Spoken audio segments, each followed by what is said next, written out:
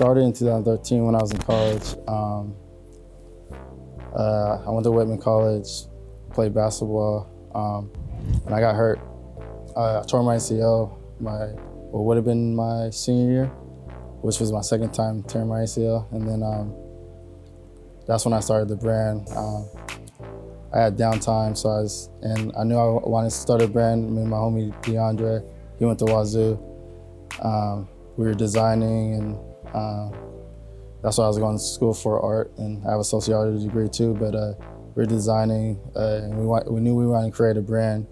It's just what the name was going to be. One day, organically, I was in my dorm room, and then I don't know, the name Dumb Jocks came to my mind, which I mean that's our lifestyle. We're athletes growing up. That's how we met all our friends. That's what we did every day, so it made sense.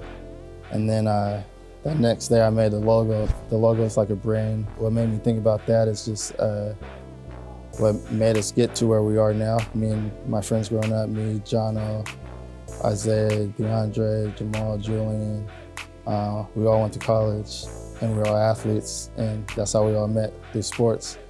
And I thought what made us get there was just our mindsets, because there's other people growing up in Tacoma, of course, that didn't make it, but we didn't let our circumstance keep us from getting to our success. We knew we wanted to start the clothing line because we were always into fashion shoes and we were designers, but once I came up with the name, it was just like that. We knew that we had to do it because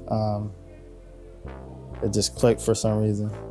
And then after that, we had two designs ready. It was our OG brain logo, and then the Harley Homeboys rep. No, it actually was the we are gonna eat with the Mickey hands with the knife and the fork. So those are the first two designs. Then we just had to find a printer to print the shirts, which DeAndre knew a dude at first who printed it, and that was our first run of shirts. And then when we did our second batch, that's when I started going through Ron, who is like all our dads growing up. He trained all of us, and it's Alan's dad, who's one of my best friends also. So we met with him, and then he did shirts and told us pricing and kind of just taught us the game. First time you guys did the grand opening, man, what was that experience like? Experience was nice just because it was a long time coming. It was the first time we felt like we accomplished something, just because the support of everybody coming out to the store, and just having everyone ask where's our shop at and how can they get gear, and just everyone checking it out. It's like definitely nice because online sales are cool, but actually having a physical location so people could be hands-on and see the shirts and see the process is definitely nice also. We've done a lot of pop-up shops, a lot of the festivals like Taste of Tacoma. We do Freedom Fair on 4th of July. We do Zekin at T's tournament, which is big. I've done Jamal Crawford's tournament before. I've done pop-ups for other local brands like Dream Couture. They asked us to do their 1 year. We did a pop-up there, and we're just going to continue to try to do more pop-ups in different cities, different states. Some of my favorite pieces, I mean, there's a lot because they all have meaning to me. Of course, because I've created a lot of them. One was the Living in the Dream shirt. It just says Living in a Dream in a subtle cursive font, but the story behind that is I have two different stories. One of the stories, my coach was like, so many people, because I played college basketball, so many people wish they were in your spots, and you're living the dream to be here.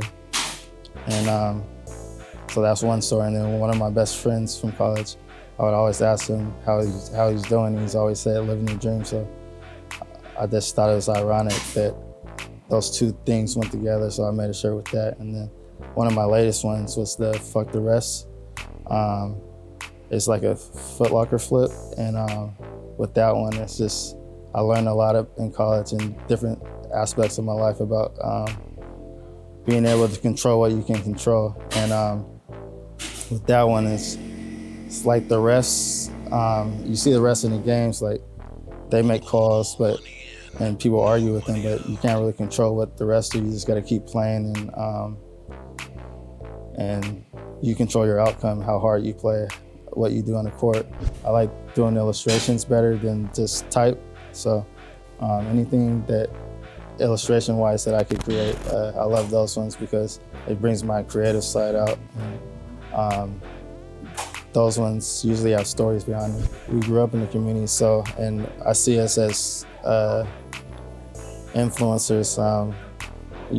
A lot of people know us through sports, but we also do other things like create. Them Jocks Worldwide is just trying to make those connections between like-minded people. We feel like we can help people with our message, and just creating that platforms to where we can influence the next generation. What do you see for the future moving forward? What do you want to see for the future? Oh, What are you building? So for the future, we're just gonna just keep learning and sharpening our tools. Pretty much, we just want to, like I said, connect to the younger generation, connect to our generation, and just see how far it goes. We want to. We believe we have messages that can influence the world, and I see Them Jocks being more than just a Tacoma brand. I feel like we could be, a world brand.